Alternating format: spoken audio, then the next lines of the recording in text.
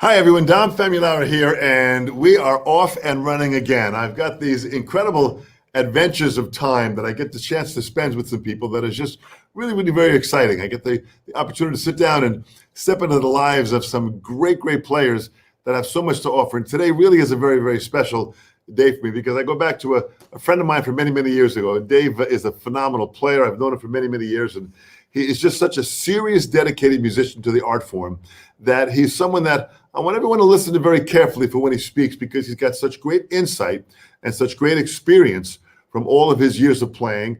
And this is wisdom that comes just from time and dedication to learning this craft. Mono Drummer had described David as one of the hottest acoustic jazz drummers around today. His style of driving bop and post-bop is only matched by his abilities as a teacher and as a clinician. He's played with some of the most greatest world-renowned jazz artists, and his body of work continues to grow and impress people and audiences worldwide. He continues to do it, so please welcome, if you would, Mr. Dave Calarco. Hi, Dom. Yeah, Dave. Thanks so much for joining me here. My pleasure.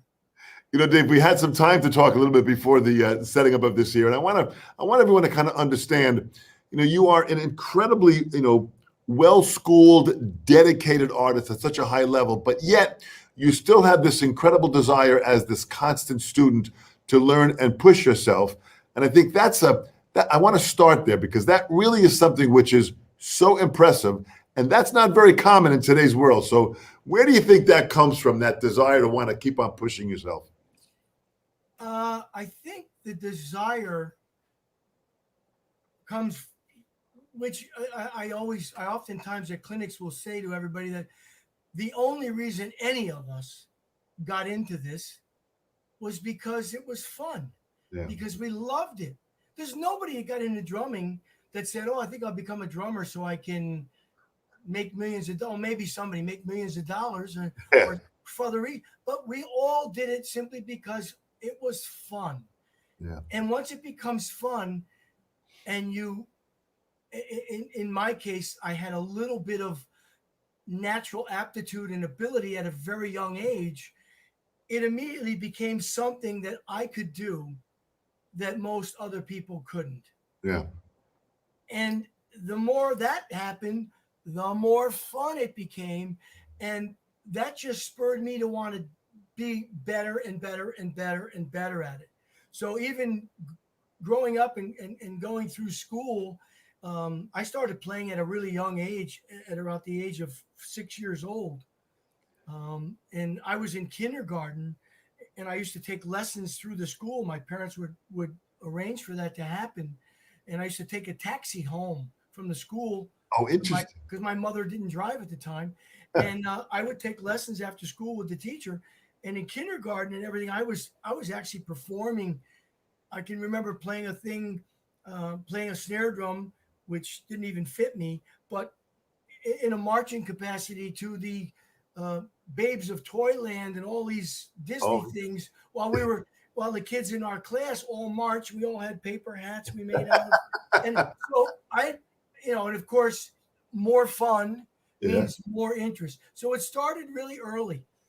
Then as I got to be a teenager and I discovered that there was so much more out there, I actually became a pretty serious percussionist. Oh, interesting. In high school. And I played mallets and I played timpani and I played all the multiple percussion things. And I was a highly dedicated and also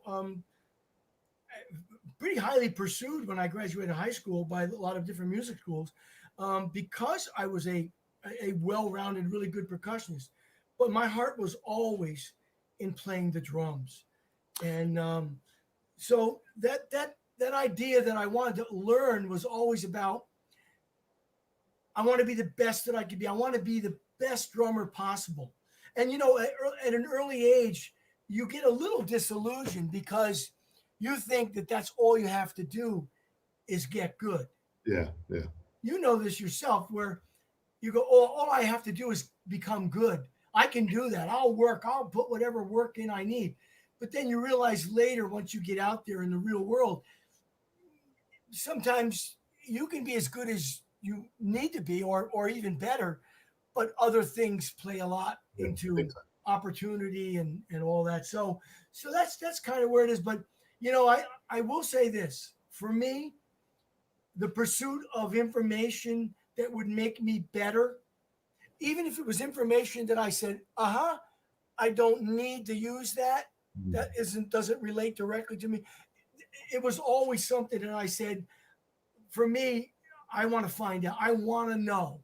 And I pursued that like crazy from the time I was, like I said, in high school, right through my education at Berkeley and right up to this day. I never pass up the opportunity to pick someone's brains that I really respect and know, has an answer Yeah, to yeah. get that information. But that really is, but that's really a quality of that is really the path of quality to success and greatness, because that will always allow you to continuously learn and grow. This is and at a young age. So what were there your first drum lessons? What were your first drum lessons like? Were there local teachers? Well, here's the deal. My grandfather was a frustrated rudimental drummer, and he had a snare drum in his closet that my mother had bought him years earlier, and you couldn't touch it. He wouldn't let anybody touch it. So it was my birthday. I was 5 years old, and for my birthday, we had a birthday party at their house. He pulled the drum out and let me play. And I don't personally remember that what actually occurred, other than I guess I grabbed the drumsticks and started to play. And from what my parents had told me, everybody there just kind of looked at each other and went, wait a minute, how can this little kid do anything? I guess I was playing. So that is what opened the door to me trying to play drums. And my parents, thank God, they believed in the opportunity to give me, and they pursued it. And like I said, in kindergarten, I actually started taking lessons from the school music teacher. They didn't start kids in school till 4th, 5th grade. Yeah, absolutely, totally. So kindergarten, my parents made a deal. They paid her. It was a woman, by the way, and they paid them. And I took lessons through the school, and it was basically just fundamentals of basic rudiments. Of course, we try to get everybody reading music, and I have to say, for me, reading music was never a problem. I just kind of gravitated. I understood the math involved, and I just kind of fell in line. So they had me reading music. They had me playing rudimental things. It was just a means to get me started formally. But then when I was about 7 years old, my father took me and got me to able to take lessons with a guy. No one's ever heard of him much. His name was Chick Shabukas. That was his name. And he used to be a drummer on the old Arthur Godfrey show. Oh, interesting. Wow. That's how old that. And he taught drum lessons, and he got me with him. It was about 7 and I started right away. And this guy was, believe it or not, was a pretty good teacher in that he taught me about things like how to play a rumba. Now, at 7 years old, I'm never going to use, but I knew what a rumba was. I knew what a cha-cha was. I knew, and he was a very much influenced by the big bands and the drumming and all that, kind of a jazz guy and a big band drummer, which is what he did. And unfortunately, and I say this, unfortunately, that rubbed off on me at an early age. And I was pretty much headed in that direction even before I personally chose it. So I had a really big interest in all of that from the time I was a little kid. And I studied with him for a while, and then he stopped teaching due to health reasons. And then I started to take lessons with other teachers that I had. But I never really studied hard with anybody until I actually went to Berkeley. So a lot of my learning was on my own. So had you been playing before Berkeley? Had you been playing with other musicians around town at all, or? Well, yeah, in high school, that's pretty much all I did. Nice. I didn't go to class. My grades suffered because of it. I was down in the band room, which is our stage in our auditorium. We didn't even have official band room. And I was pretty much playing. And if I wasn't playing drums, which sometimes I couldn't because they had classes, I was backstage playing piano. I was doing anything because I knew from the time I was in 8th grade what I wanted to do, and I just couldn't wait to get out and do it. But unfortunately, you know, I had to. That's why my whole career in high school was summed up as a drummer. That's what people remember me as doing. They till this day, I meet people I went to high school with. They'll say, "Man, I remember you playing drums. That's all you used to do," and blah blah. And it's true. But I did have a lot of opportunity in high school to play. I had a besides being in the garage bands that we were all in. Yeah, yeah, yeah. I had a jazz trio in high school with a piano player friend of mine, who very, very talented piano player, lives in New Orleans now. But we had a jazz trio that we tried to play everything and anything just because we wanted to do it, you know? Right. And I happened to go to high school with one of the greatest symphonic bassists in the world. Guy's name is Ed Barker. He's the principal bassist in the Boston Symphony Orchestra. He was unbelievable upright bass player, but he could not play time. He could make the bass sing, but he couldn't play pizzicato quarter notes to walk time. We tried to write it out every way possible. Couldn't do it. It just sounded too beautiful. He's one of the greatest musicians on that instrument for what he does in the world. But we grew up with him. He couldn't, we tried and we couldn't get him to play. So we wound up using some other guy that we knew in our high school that played electric that could kind of make it feel okay. And so I pursued playing from an early standpoint on. Well, it had to, I mean, playing mallets and piano, that had to be a big step in widening your scope to understand music. This is, so, I mean, I try to get all my students, learn keyboard, learn piano, learn theory. You were developing all that at the same time. I did. And I also took theory in high school. I had a very good teacher, a theory teacher and all. So that when I graduated, when I went to Berkeley, I was in an advanced placement class where I took 35 credit hours my first semester. Beautiful. That's more than double the standard credit hours. And I was in a class with about 20 other people who also were advanced placed. We got put into this class. So I basically had an entire first year of Berkeley done in the first semester. Well, that is so unheard of, Dave. That is just so. I was very lucky. I have to say I was very lucky. I had some really great people that are great musicians to this day in that class with me. The drummer Kenwood Denard, who also had a keyboard background, he was in that class with me. A really good guitar player who was the guitar player with Tony Bennett for the last 15 years, Gray Sargent, he was in that class with me, and a few other people I can't even remember, but I was very lucky in that it gave me a good background to start, and I was able to build on that.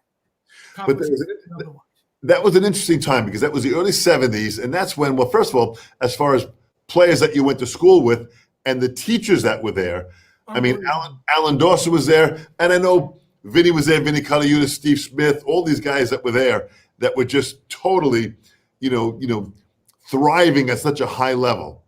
Well, it was funny because I was there as a kid. I grew up in upstate New York, and I like I said, I came right from high school into this setting where there's hundreds of drummers and hundreds of musicians and all. And, you know, it was a little overwhelming, but I was a little bit young and naive to let it affect me. So I just kind of dove in and got going. And I'll never forget, at the end of my second semester, it was the first time in the history of Berkeley that they'd ever had auditions for a drummer for Herb Pomeroy's recording jazz ensemble. It was called the Recording Band. They'd never done that because Herb had always groomed drummers to bring up. Well, the drummer in the band, he left to go on the road with somebody, and they needed a drummer. And I got recommended by one of the upperclassmen or somebody that knew me. And it was the first time ever that they had auditions. And I auditioned myself. Steve Smith auditioned. Tony Tedesco, who's the drummer with John Pizzarelli, he auditioned. And a couple of other guys auditioned. There was about I think 6 of us or so that auditioned. And the funny thing was, I didn't get the gig. Steve Smith didn't get the gig. Tony didn't get. None of us got the gig. A drummer who was from France, who played in a different way, he got the gig. And it was the first really good learning experience of saying you're not going to get every gig. Right. Right. And to this day, Steve Smith and I still talk about that because it was a good experience.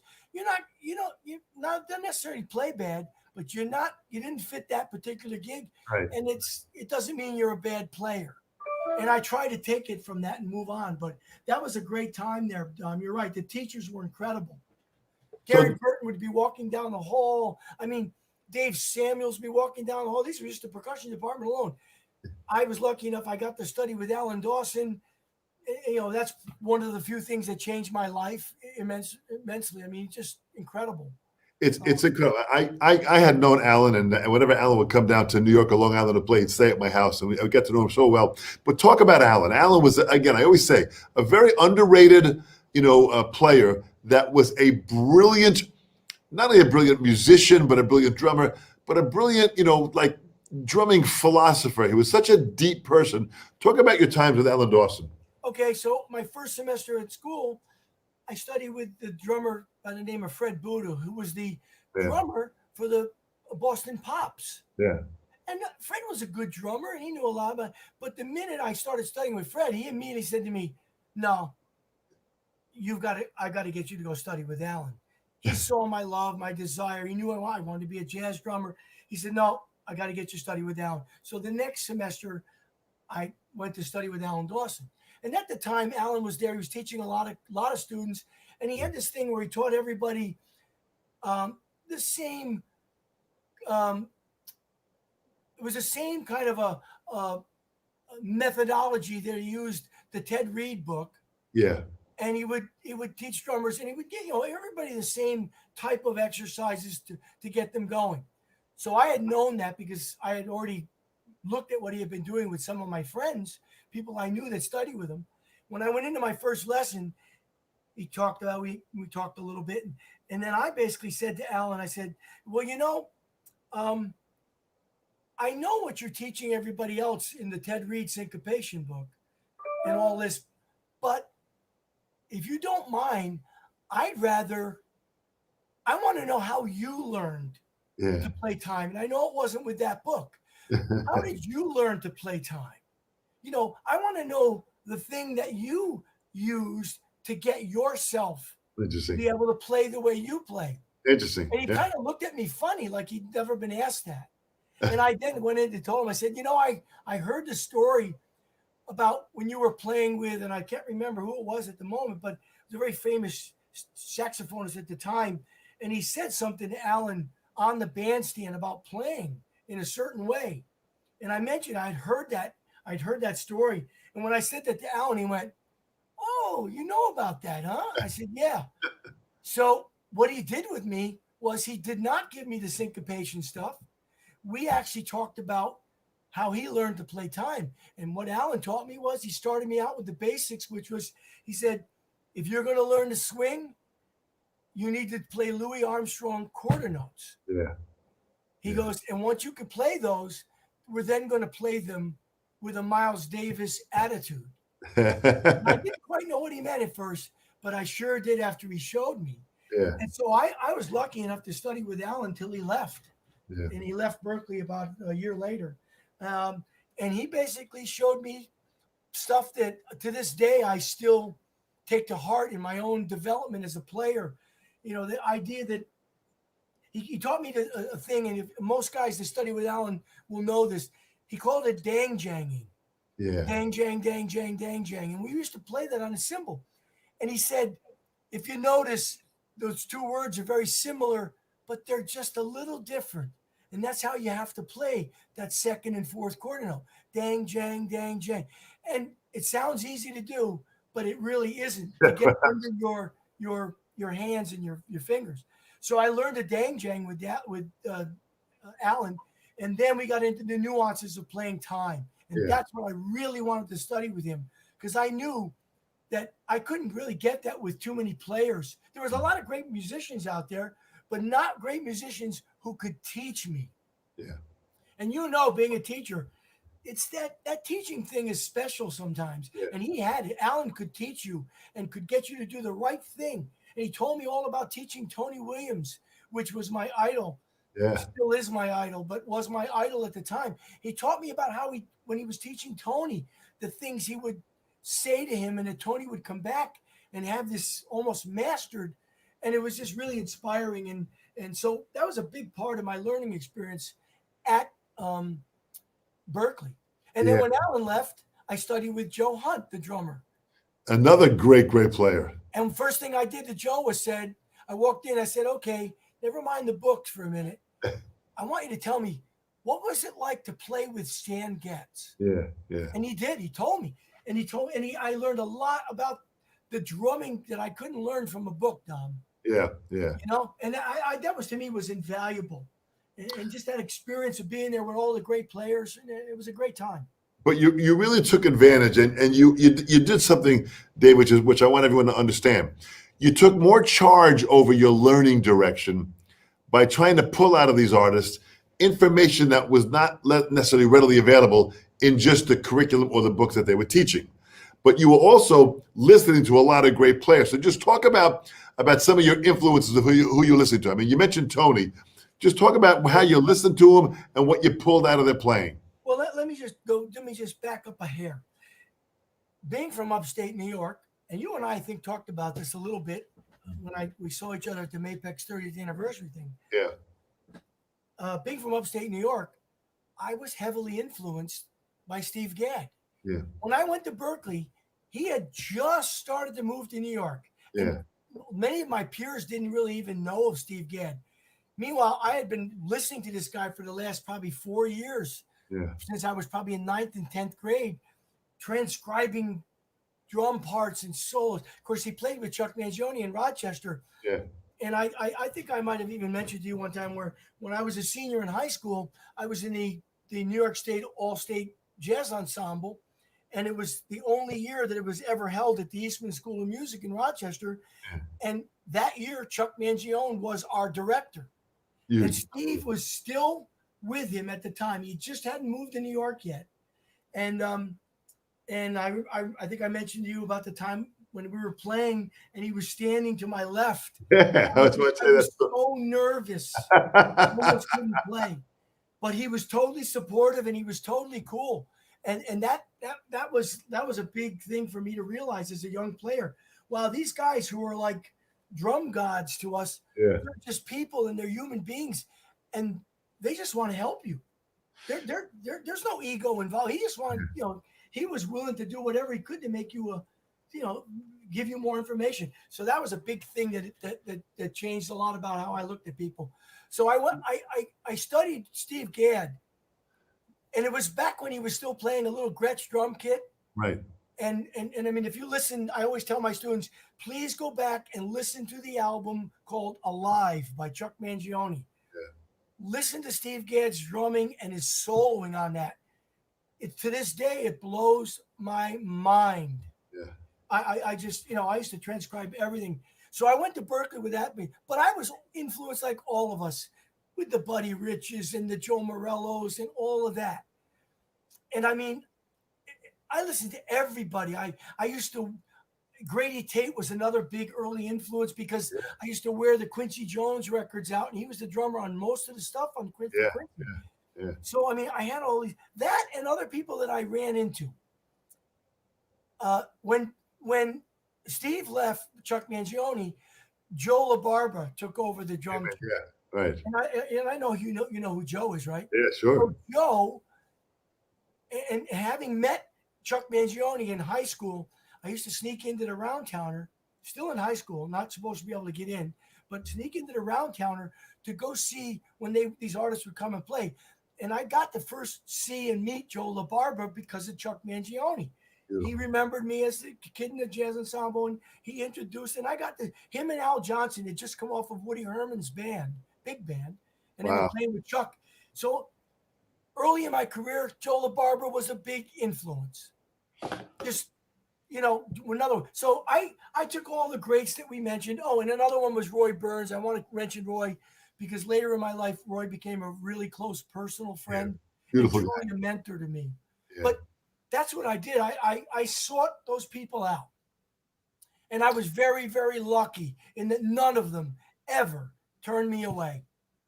Well, I think there's that has more to do than just luck, Dave. I think that was a part of you. You came across sincere. You wanted to learn, and these were dedicated artists that were looking forward to having someone that was that into it. And Joe LaBarbera, the hip people have to understand. Joe LaBarbera, his brother Pat LaBarbera played with Buddy's band for all those years. This was an incredibly musical family, and Joe LaBarbera used to sit in with Buddy's band to play through some of the charts for Absolutely. Buddy to hear. So these are players that were at a high level of performance.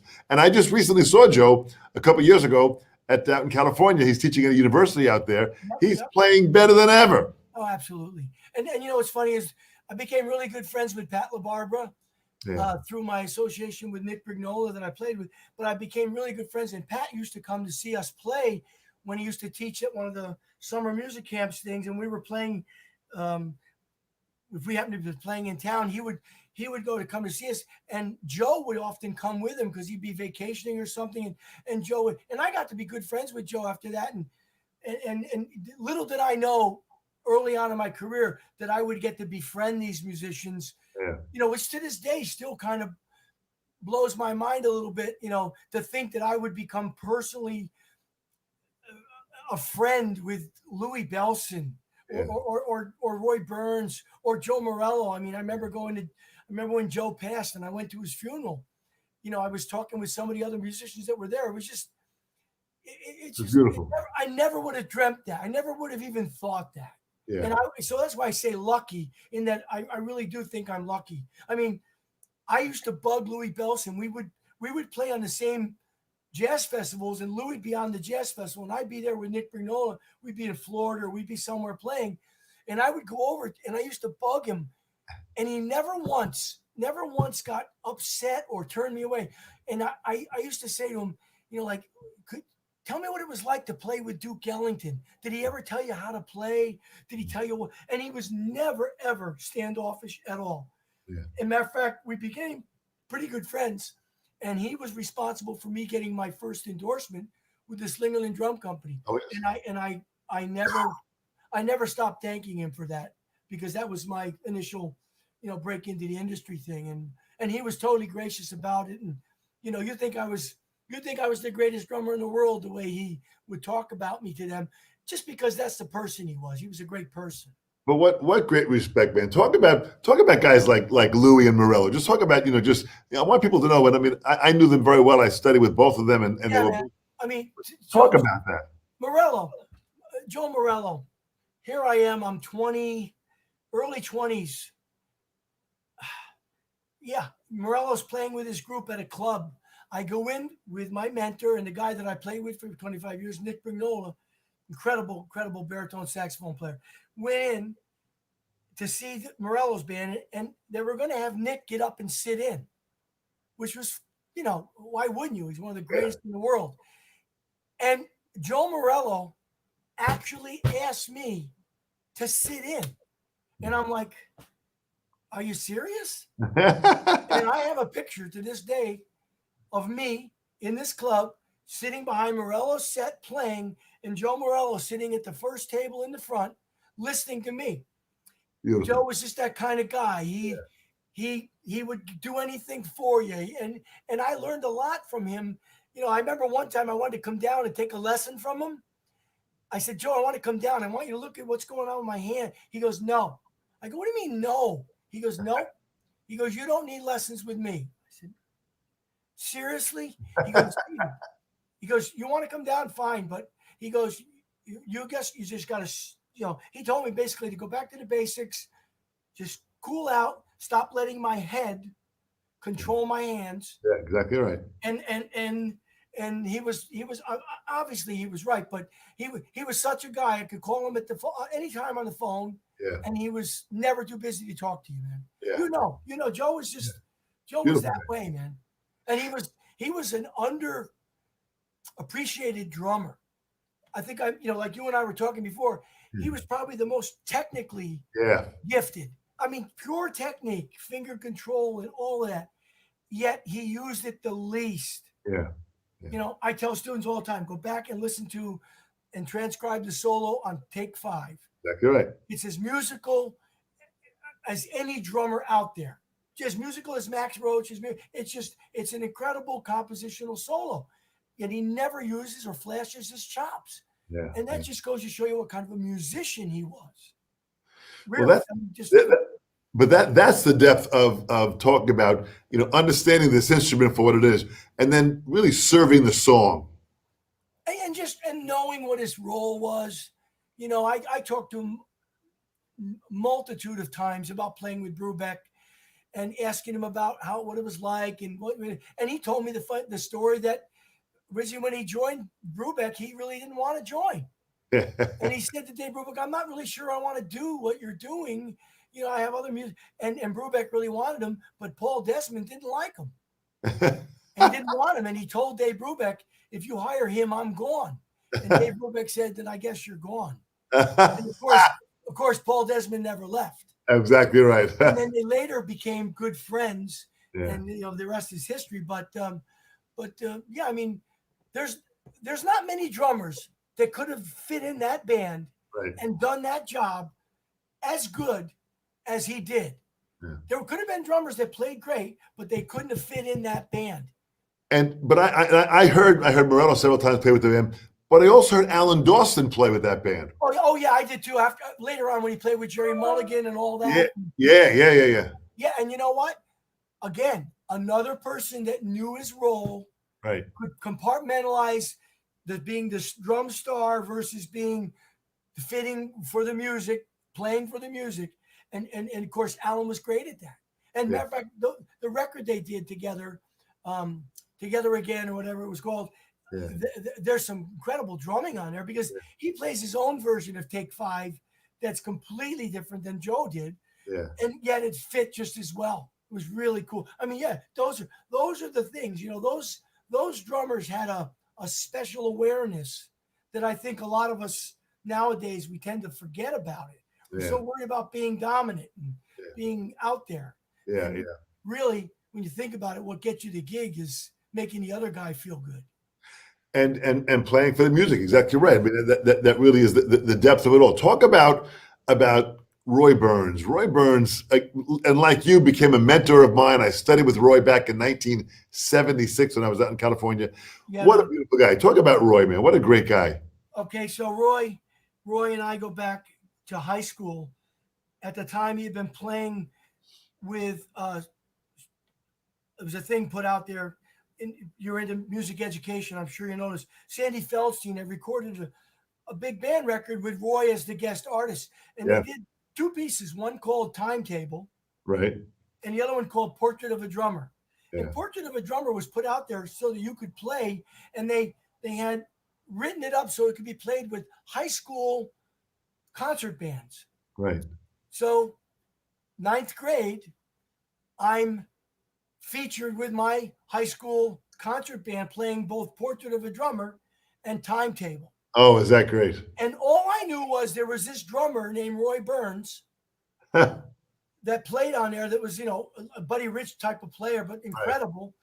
Right. And I didn't know anything other than that. But I had the book and I had the pictures and, it's like a religion for you when you're that young. And I studied it and I listened to his recording. I tried to emulate and I did that. So here I am doing exactly what Roy had done. And I'm a young kid at the time.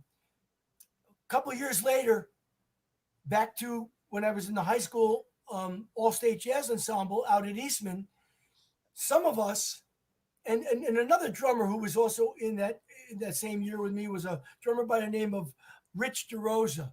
Oh, Richie was great. Long Island, yeah. So Richie and I were the drummers. Well, we snuck out of our hotel because that's where they had us put up in Rochester. We snuck out of our hotel when we weren't supposed to 10 o'clock at night. And we went to the top of the Plaza Hotel where Irby Green, the trombonist, was playing. Yeah. And there was a house rhythm section with Irby Green. So we went in. Here we are, 11 midnight. We're not supposed to be out of our rooms. We're up there watching the Cats play.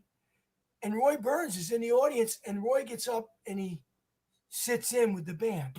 Yeah.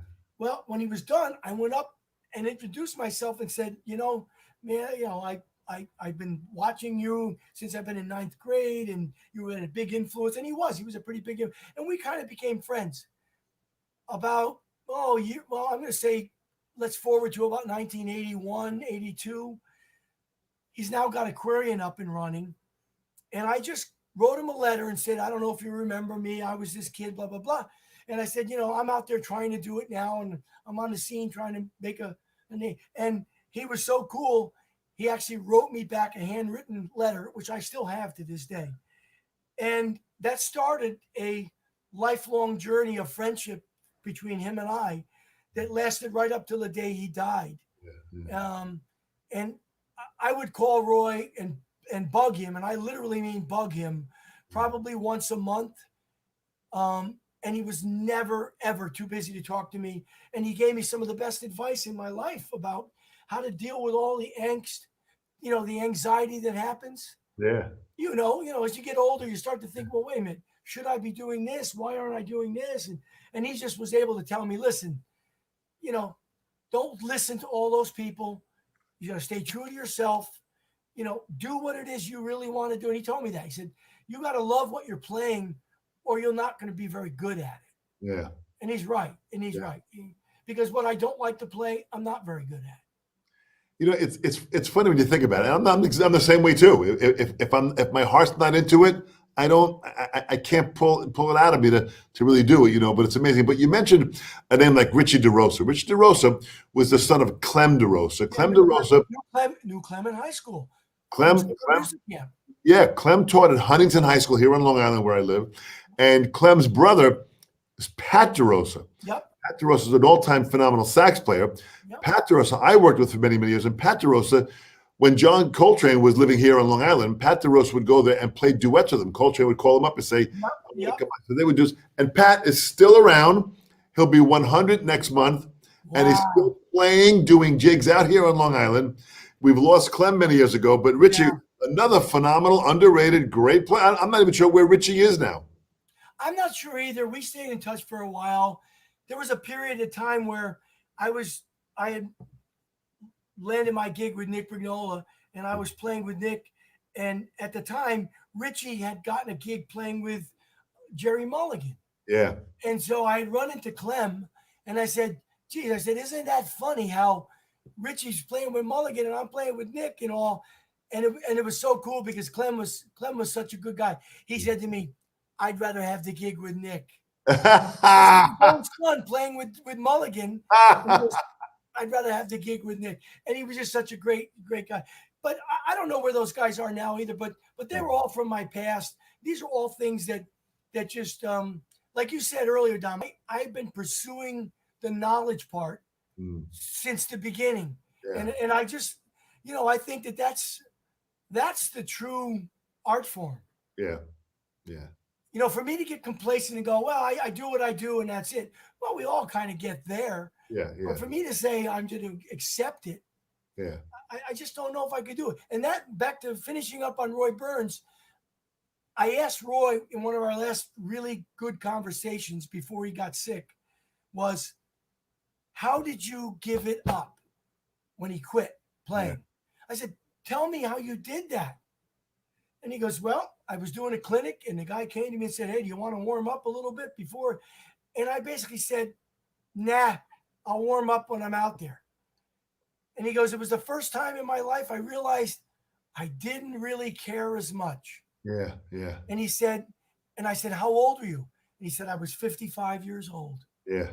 And that was his last clinic that he ever did, other than the things for Aquarian. Yeah. And he goes, I said, but how did you do that? He goes, David, I knew my body was going to start failing me. I had the opportunity to play with all these great people. I had a great career. I found something else I was getting passionate about, and that was the Aquarian Drumheads. Yeah. And I knew. He says, it was just for me, it was the time. And I said, well, how will I know? He says, you're not there yet. You will know, and you may never get there. He goes, and I hope you never do. Yeah. That was his best advice. He says, I hope you never do. He goes, but when you do, you'll know. You'll get there. So he was really a mentor. And when he died, I wrote his wife a really long letter, his wife and family. And in the letter, I wanted to say this because it's so much of who Roy was. I said, I spent my whole life up to a certain point trying to play like Roy Burns, play drums like Roy Burns.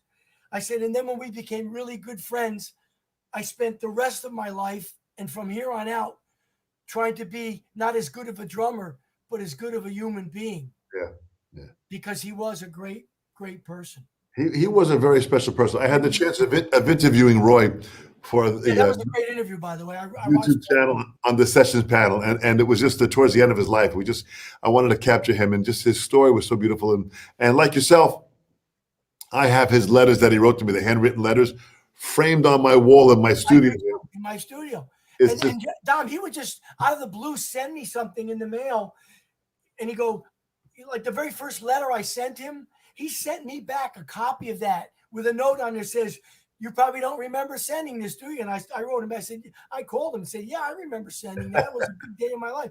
But yeah, these are the great artists that we've lost, and I just hope that those of us coming up in the next generation, can be that available and that willing to the next generation. I have my doubts about that because I don't know if I see the devotion that I know I had. I don't know if I see. I'm sure it's there. You just have to find the right guy. Well, it's kind of interesting, because of the media that we have now with social media and YouTube, it's pulling people away from doing the kind of research that we did when that wasn't available. Listen, we had to go buy the records. We had to go listen to them live. I can remember every live performance I've ever went to like it was yesterday, and I can't remember the last video I saw on YouTube. You're right. You're absolutely it's just so. I can remember the live performances like I was just there. Yeah. Because they struck me in such a way that it touched my soul. I can probably remember every Buddy Rich performance I've ever seen. Yeah, totally. I remember Morel. I remember all these guys. I remember, oh my God, seeing Steve Gadd. It was like a religious experience for me. It really literally come home and it's like struck to my core. Like, well, gee, what am I gonna do? How can I ever be that great? And then I think that says as much about their artistry as it does about my desire to learn.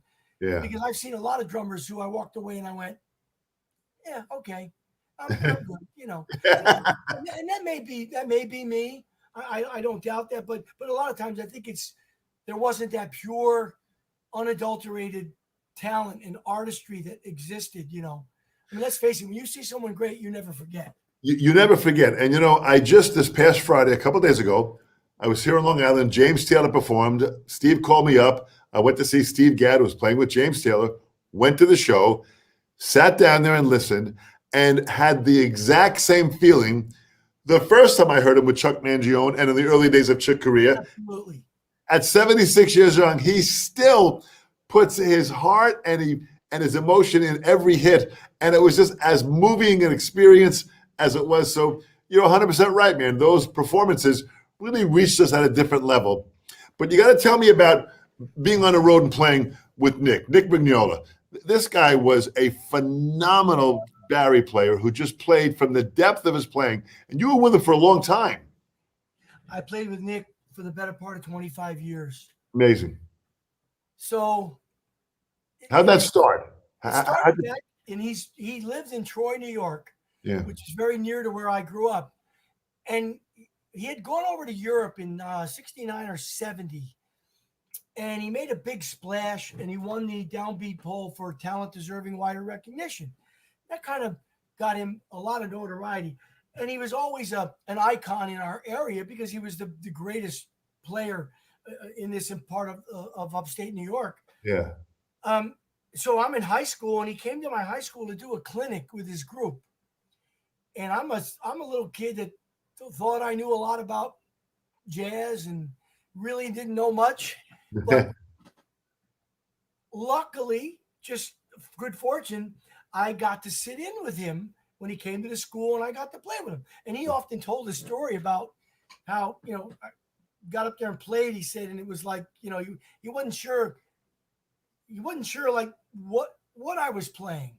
You know what I mean? He knew I was trying to play something, but he wasn't quite sure what, is he trying to play good time? Is he, didn't have, and I was young, of course, but so that's where I first met him.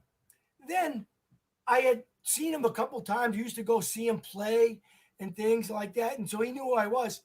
And then I went to Berkeley, and of course I went to Berkeley for 2.5 years. Left to go on the road, moved out to LA and played with a whole bunch of entertainment acts, Della Reese and Perry Como and the Mills Brothers and Jack Halverson, all this stuff. And lived there for a while. Got thoroughly bored because I wanted to play jazz. Came back home and was going to live with my parents for a couple of months till I moved to New York. So moved back in with my parents. And while I'm here, I'm going out to see music and go to see Nick. He's the best player in the area. Why wouldn't I go see him? And then I got asked to go to play with this rehearsal big band that Nick happened to play in. And I went to go and they asked me if I wanted to play with the band. I said, okay, sure. While I was here, why not? And I went to do it and he was in the band. Long story short, that started the connection. Now he heard me play after studying with Alan and all that stuff and getting a little bit of my act together. So that started it. And from that, he actually put together a group with myself and a couple of other guys. And that became the beginning of my association with him. Nice. Many sidemen came and went for the next 25 years, but I pretty much remained Nick's drummer for that entire time. We were not only musically compatible, but we had a personal relationship. He's probably the single most important male figure in my life, maybe other than my father. Yeah. He had the biggest influence on me in any way. He was the best man in my wedding. Wow. We were friends. We were so close that it was like a father-son relationship. Yeah. Where there were times when he and I we would not be so good, just like your own kids sometimes can make you mad. Yeah. I'm sure there were times when I upset him and did things, and so we had this love-hate thing because he was like my father. Yeah. But it went on for 25 years, and I got to play with people that I would never have gotten to play with if it weren't for him. Yeah. I mean, we played a little club in Troy one time, and Dave Holland played with us there we had a gig every Sunday there that we did. He played for a month and a half with us there, like 6 weeks. He came up and played with us. Incredible. Dave Holland was crazy. It was just crazy. It was a great learning experience at that point in my life. And I got to play with all these people that you just can't do now. Nick introduced me to people because I was with him. I got asked to play with people. I got asked to do gigs. And I developed a resume that no longer exists in this generation.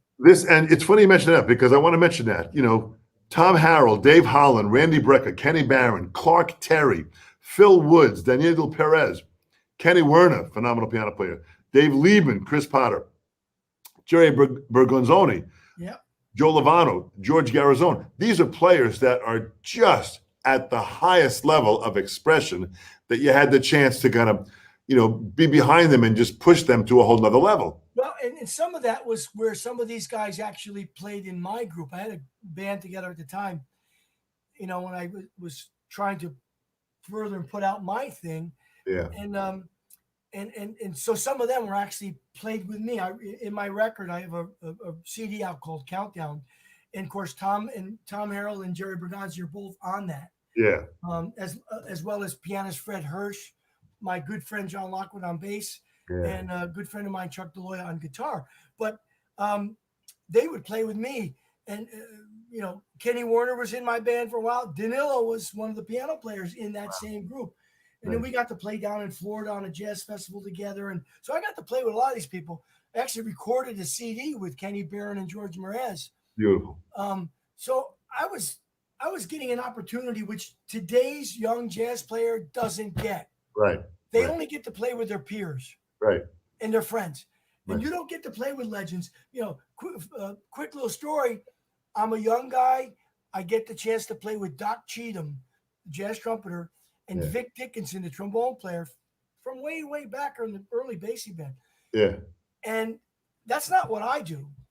I'm a bop, post bop guy, modern fusion, everything from 1970 up. I paid attention to. I'm on a gig with them. I have a gig with these guys for like I think almost a week back when we used to have week gigs, 5 nights, 6 nights. And I didn't, all I remember doing in that gig was trying to not play something stupid, Yeah. get in their way. And I'm on the bandstand and I hear Vic Dickinson, the trombonist, he's yelling something out while we're playing. And I'm like, uh-oh, what did I do wrong? Oh, like, so we take a break, intermission. And I went over to Doc Cheatham and I said, is everything okay? He says, oh, yeah. He's very nice to me. Oh, yeah, everything's fine. I said, I hear Vic yelling out something. You sure? He said, oh, no, he's cool. I said, well, why is he yelling? He says he's yelling out ding dang. I said, what the heck is ding dang? He goes, ding dang. Like ringing the bell. He goes, you mean you're doing good? So I got experiences like that. It was valuable. Invaluable. And I realize now, looking back, Amazing. how lucky I was. Yeah. I mean, After this, listen. This is, and I want you to think about this. This has all the writings of putting a book together, because these are stories that really should be captured, that should be shared for future generations to enjoy, for sure. But I want to talk about just quickly. You've been with Mapex longer than a lot of us, longer than me, for sure. I've been with them for 20, 30 years. Here you are still doing it with Mapex. Well, man, I started back with when Dick Marcus was there. Long before Hibbs was there. Yeah, Dick Marcus was there before Joe Hibbs. Yeah, was running the company, Yeah. And it was great because back to Roy Burns again. I had been a Ludwig endorser prior to that. I was with Slingerland first. They went out of business. My luck. Yeah. So I went with the Gretsch Drum Company, Carl Dustman, Carl. Yeah. The Gretsch Drum Company, and I was there for probably 4.5 to 5 years. And then I wasn't happy with what was happening. And, back then they were in a very bad place. It was long before they started putting money back into the company. Everybody was leaving. I went with the Ludwig Drum Company, and I stayed with Ludwig for about almost 9 years. But I wasn't happy. And the thing that did it for me was I was featured at the International Association of Jazz Educators with my own band. I'm the only drummer-led band on the entire festival for 3 days. Wow. And I've got a great band. Randy Brecker, Jerry Bergonzi, Kenny Warner, John Lockwood, and myself. We got a prime spot. And at our concert, there was about 600 people. Yeah. Ludwig did not have a single poster or anything about my performance. And it just kind of discouraged me. Yeah. So I was not happy. And I mentioned to Roy Burns, Roy, I'm looking maybe for another drum company. And he said, well, what drums do you like? I said, well, I really like these Mapex drums. I've seen them. They're new on the thing. I said, but I think they got the right direction. Yeah. Next thing you know, I get a call from Dick Marcus. Roy Burns had called him. And they signed me, and that was in 1999. Wow, how fantastic. And I got to be honest with you, man. I've been with 4 major drum companies. These are the best drums I've ever played. Well, show that snare that you have there. Talk about that heritage snare that you have right there. Yeah, this is one of the new, line of snare drums, the Black Panther drums. And this is the heritage, which is really cool because it's an odd depth. It's a 6-inch depth. Yeah. Not 5.5, not 6.5. It's 6, which is really kind of unique in drums. Yeah. And it's walnut maple. But I don't know if you can see this, if I can get it right. Can you see the walnut reinforcing ring? Yeah, it's got the counter hoops in there, those reinforced. Yeah, beautiful. Thin, but they're there. And it makes a definite difference on the drum. I haven't had it that long, but I'm just getting used to it. It's a little drier sound than some drums, but it's very, very, very sensitive.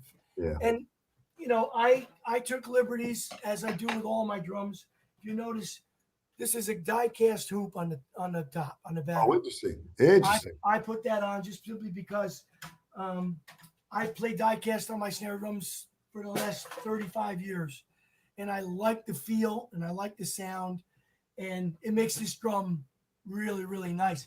So it's one of their new series of snare drums, which if you can't find a snare drum you like in that group of drums, then you must not like snare drums. The Black Panther line, I mean, there's there's an endless amount of snare drums with all different combinations and creativity. Very creative company, really creative and really thinking about the player. Yeah, and they were so nice when I got my current Saturn V kit. I'm right on the edge of ordering the new Saturn kit, but I have to convince myself because I'm a creature of habit, and I like the old drums so much. The Saturn V's I have are so beautiful. Yeah. It's hard to pull myself away. Well, But I really do. this is the evolution. I gotta try the evolution. I know Beautiful. everybody's telling me to, and I have to break down and do it. But with my kit that I have, I don't know if you're aware of this, but I play different sizes than most guys. I play a 12, 13, 14, and 15. Interesting. They don't make those sizes even before. Right. But when Hibbs got my kit when we were ready to order, just before he died there, we were ready to order this current kit. He talked to them and they said, no problem. So they made me, I have a 9x12, a 9x13, a 14x14, and a 15x15. Beautiful. 1 inch increments rather than 2. Beautiful. It's my own thing. I don't feel like I need to be like everybody else. I like the way they tune. I like the way they sound. For me, with the jazz tuning, I'm tuning up high anyways. Yeah, beautiful. Beautiful. And it's just my thing now. And I got to tell you, those drums are as fine of an instrument as I've ever played. Yeah. And I played a lot of drums. They're just the attention to detail and the edges, the finish inside and out. I've never experienced that with a drum company. So I've not gone anywhere because I don't want to go anywhere. They're the drums for me. It's kind of the sound I hear now. And like you said, they're very amenable to doing things for artists. Yeah. The new program they just came out with that hopefully we can promote a little bit in the future, going in and doing clinics in unlikely places, in your church, in your school, and other those companies don't do that much anymore. Yeah, absolutely. And they are willing to take chances like that. So, I mean, I've been very happy with them. The only thing for me negative is that I wish we could get together more often. That thing we had on the 30th anniversary. Yeah. I don't know how you felt, but I felt that was as Fantastic. good of a promoter of the artists amongst ourselves even as anything I've ever been involved with. You guys gave up some incredible motivational speeches, and I mean it was just worth going to. It was great, Dave, and the fact that they brought us all together, and the fact that we had that was one of the last outings of Ralph Peterson. Yeah, Ralph died. We lost Ralph, so we were able to have some great times. And you're right, they brought us. What's that? I got pictures of that with Ralph. Oh, wasn't that great, man? Just another gem of a soul, how he was. Before we leave, we got a couple minutes left. Before we leave, I just want to tap upon Tony Williams. Just give everybody your insight into someone like Tony Williams as to why they should be listening to him. Okay. Simply because, we're all influenced. If you're a jazz drummer, we're all influenced by the same 20 recordings. Yeah. And out of those 20 recordings, probably 6 of them or more involve Tony Williams with Miles and all that. The seminal rhythm section. And by that, I mean the rhythm section that became not just accompanists, but that became instigators and actual volatile pieces of the equation. They influenced as much as followed. That was a big breakthrough in rhythm section playing. Yeah. And that rhythm section of him, Herbie Hancock, Ron Carter was the summit, the epitome of that. Yeah. So we studied those records on a level that you never listen to normally. And all the nuances between Tony and Herbie and Ron Carter holding the entire thing together on upright bass. So you learn from that. So I found those records and I literally wore them out to the point where they wouldn't play anymore. And I had to buy second copies to play them. No, that's a true story. They wouldn't play anymore. I wore them out because there was a thing that Tony did that you, as a drummer playing jazz time, for me, that just connected immediately. Other guys would connect with Elvin. Other guys would connect with other jazz drummers, Philly Joe, all these guys in history. for me, it was Tony, and it was struck a thing inside of me that I related to. Maybe it was the influence of Alan. I don't know, but it was definitely something. So I studied Tony not only from just a time standpoint, but what was he thinking when he was interacting? I wanted to know that. Yeah. And you have to study those records really good to find out that he never, and this is at such a young age, he Yeah. never Mickey Moused. Yeah. In other words, when somebody played dot dot dot dot dot, he didn't go dot dot. Yeah. Yeah. You know, the tendency would be for everybody to Mickey Mouse and do it. He never did that. And here's a guy that had chops like you wouldn't believe. And yet some of his solos are the most abstract musical thought. Yeah. And so I studied time to play like Tony. And I know where it came from. It came directly from Jimmy Cobb. Jimmy Cobb played quarter notes really strong. Yeah. Dang, jang, dang, and Tony played quarter notes really strong. Yeah. And so I took one idea, and it was an extension, and I got into Tony from that standpoint. And I studied all the early Tony, which led me to the later Tony, which led me to, everything since then. I mean, I often tell guys, go back and study when he left Miles. When he first left Miles, before it became Lifetime, even the early Lifetime with Larry Young, when he played with Stan Getz, Chick Corea, Stanley Clarke, Tony Williams with Stan Getz. That's amazing drumming. And he's still a fairly young guy at that point. He's not some veteran. But yeah, it's funny because when I was playing in New York at that IAJE thing with my group, Tony died about a week before that. Yeah. And it touched me so profoundly. And I remember seeing the saxophonist that was playing with him at the time, that was a friend of mine from Berkeley. And he saw me, and he knew how much I was into Tony.